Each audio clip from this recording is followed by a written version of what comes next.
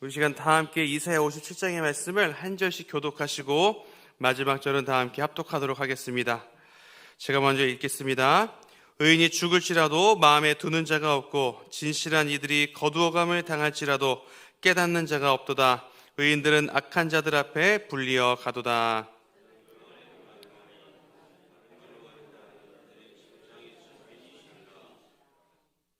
무당의 자식, 간음하는 자와 음녀의 자식들아, 너희는 가까이 오라.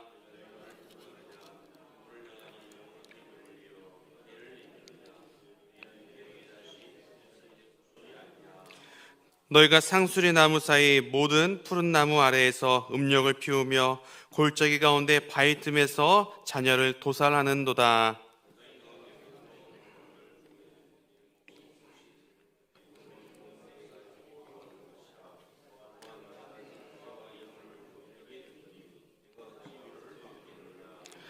내가 높고 높은 산 위에 내 침상을 베풀었고 내가 또 거기에 올라가서 제사를 드렸으며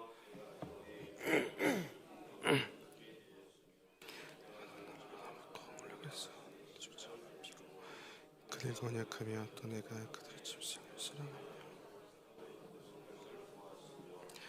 내가 기름을 가지고 몰렉에게 나아가되 향품을 더하였으며 내가 또 사신을 먼 곳에 보내고 스오레까지 내려가게 하였으며 내 힘이 살아났으므로 쇠약해지지 아니함이라. 내가 누구를 두려워하며 누구로 말미암아 놀랍게 거짓을 말하며 나를 생각하지 아니하며 이를 마음에 두지 아니하였느냐. 내가 나를 경외하지 아니함은 내가 오랫동안 잠잠했기 때문이 아니냐.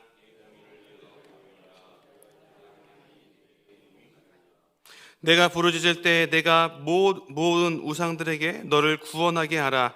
그것들은 다 바람에 날려가겠고 기운에 불려갈 것이로되 나를 의뢰하는 자는 땅을 차지하겠고 나의 거룩한 산을 기업으로 얻으리라.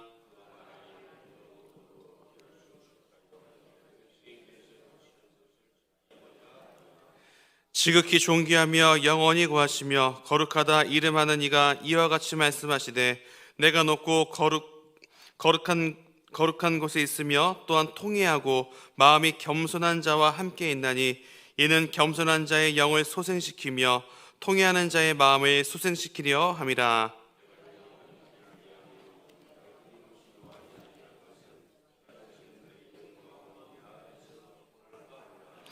그의 탐심의 죄악으로 말미암아 내가 노하며 그를 쳤으며 또 내 얼굴을 가리고 노하였으나 그가 아직도 패역하여 자기 마음의 길로 걸어가는도다.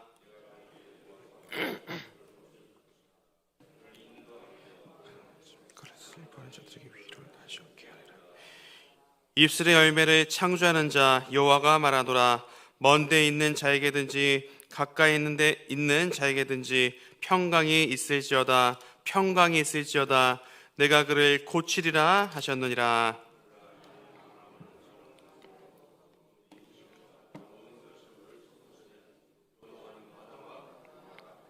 다 함께 합독합니다. 내 하나님의 말씀에 악인에게는 평강이 없다 하셨느니라.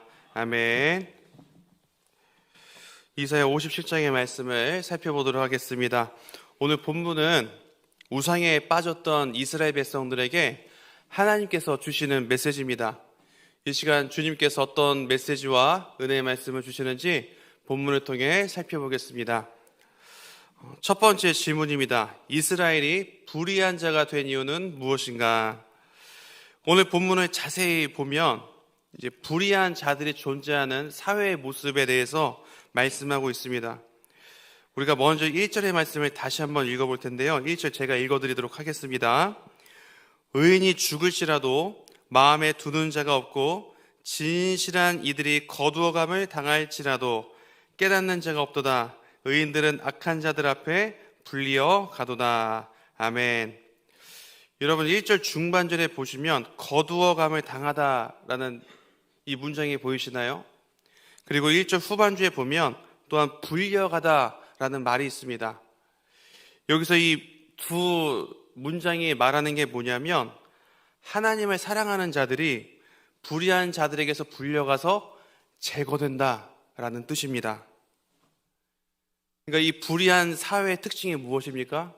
하나님을 사랑하고 믿는 자들을 끌어다가 핍박하고 죽인다라는 이야기입니다.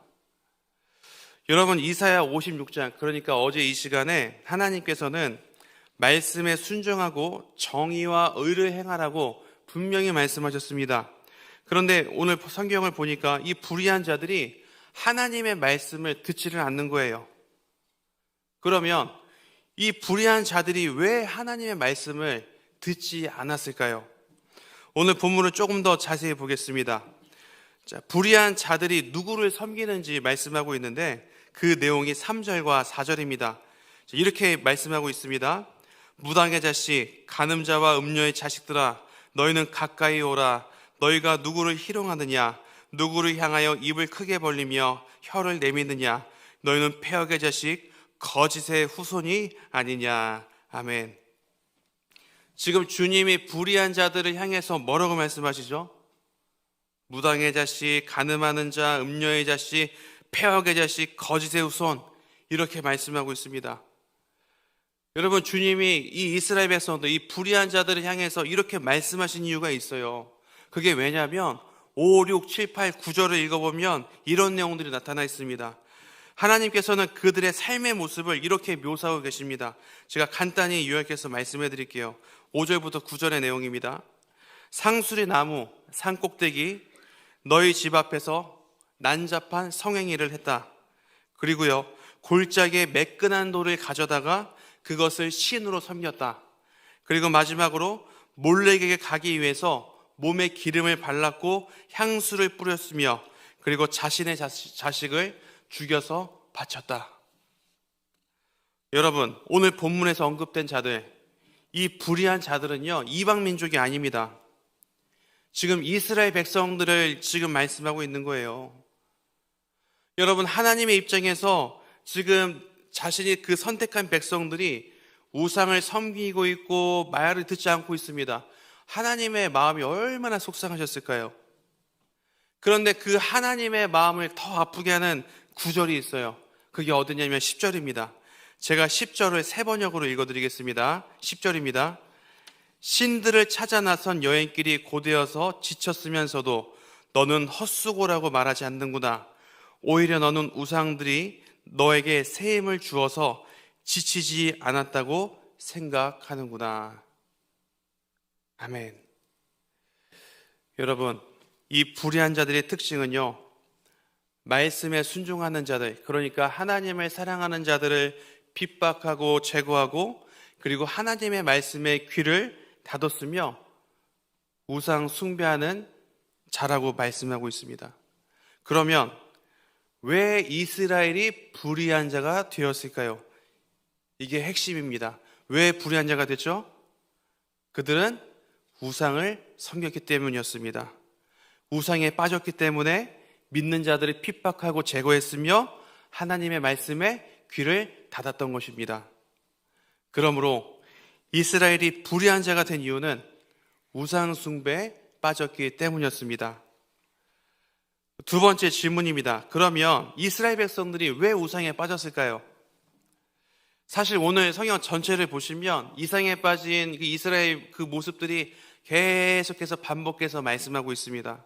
그러면 근본적으로 왜 이스라엘이 우상에 빠졌을까요? 이 질문에 대한 답을 얻으려면 좀 성경 전체를 좀 큰 시각으로 봤으면 좋겠습니다. 이 이스라엘 백성들이 끊임없이 우상에게 발목을 잡히는데 그 모습을 가장 잘 보여주는 성경이 어디냐면 바로 사사기입니다. 여러분, 사사기를 묵상해 보면 왜 이스라엘 백성들이 그렇게 우상에게 발목을 잡혔는지 이제 답을 찾을 수 있습니다. 사사기 2장 13절을 보시면 사사가 죽은 다음에 이스라엘 백성들이 아스다롯을 섬겼다라고 말씀하고 있습니다. 이 아스다롯이 누구냐면 동식물에 생명을 공급하는 신입니다.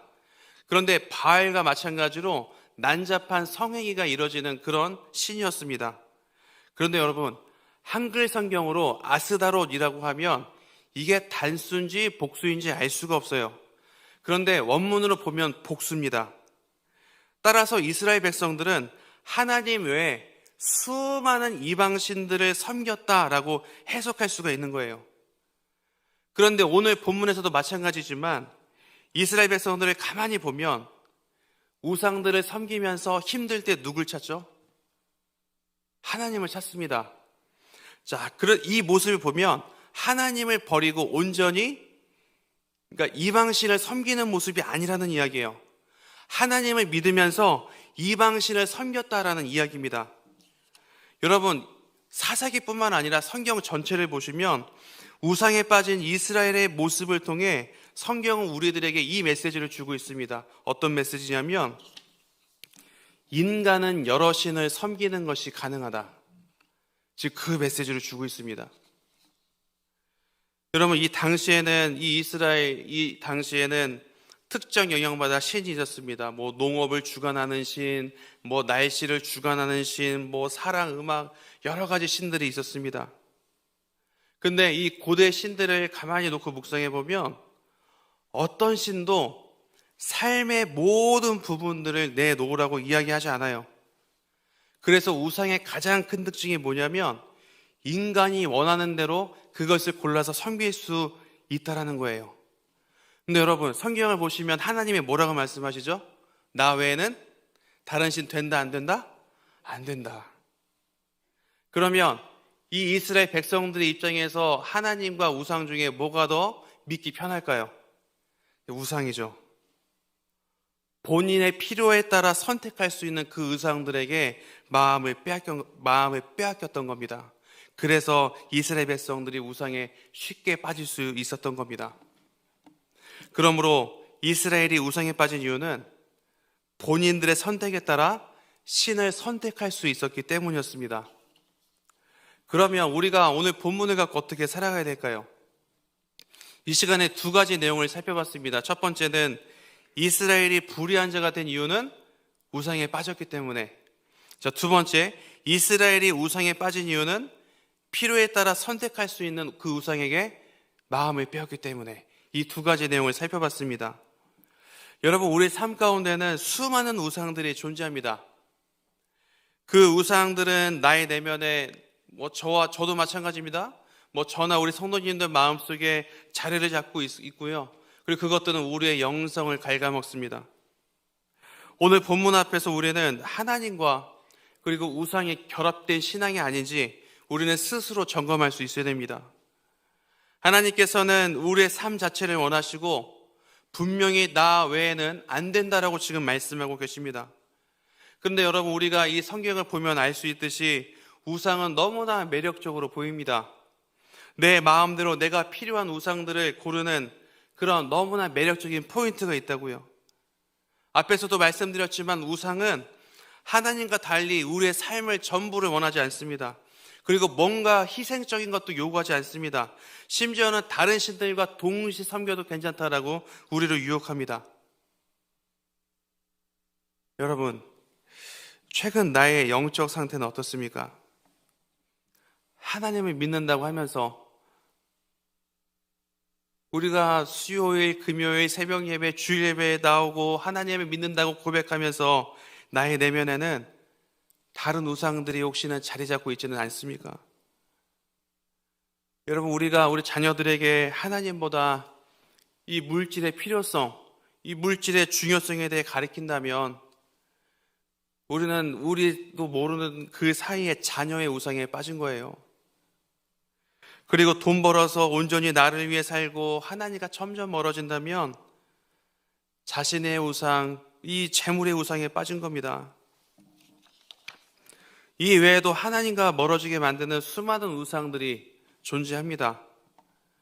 그런데 여러분, 대부분 크리스천들이 교회 예배 잘 드리고 그리고 조금 열심히 하는 분들은 헌신하고 봉사하고 더 열심히 하는 분들은 성경 배우면 신앙생활에 최선을 다하고 있다라고 생각합니다.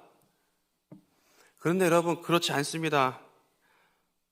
요즘 현대인들은 너무나 분주한 삶을 살고 있어요. 그래서 매일 경건에 끓는 이 경건의 끈을 놓치고 있는 것도 사실입니다. 어떤 이들은 이 경건의 끈이 굉장히 귀찮다라고 느끼는 분들도 있습니다. 그 결과 하나님이 자연스럽게 우선순위에서 밀려나게 되죠.